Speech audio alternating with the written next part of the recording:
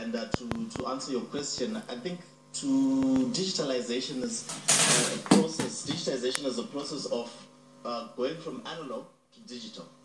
And it entails basically refurbishing or changing the current broadcast infrastructure from its current state into a more efficient state in terms of the spectrum. Okay. Yes. And how can digitization be addressed and it's significant to the general public? Okay.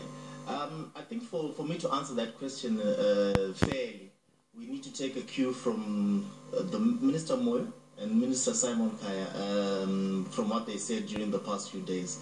Professor Moyo came out last week on the trade fair saying that digitalization needed to be done. This is step number one, because there is an ITU deadline, an International Telecommunications Union deadline for 2015 by which this needs to have been done. Mm-hmm. But there's a very high cost to doing digitization, several millions of dollars that are involved.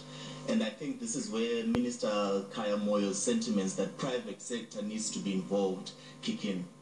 It is very important to understand that given the intricate nature of the process, it would make sense, or it would be prudent for digitalization to move forward with the private sector partnership view in mind.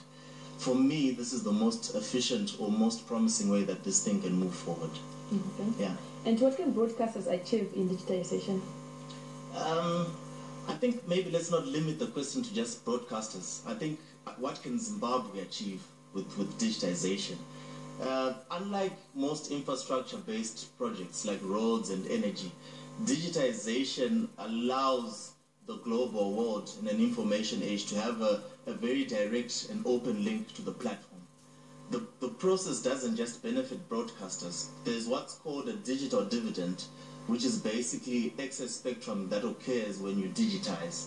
And this spectrum allows you to have internet service, it allows you to have pay TV, mobile broadband, etc. And in view of that, I think digitization can really put Zimbabwe back on the world map in a big way. And so I think to sum up, digitization can basically get Zimbabwe going, get Zimbabwe moving, and get Zimbabwe in line with current trends as far as information age is concerned. All right, thank you very much for coming to Lantern News. Sure, thanks for having me up here.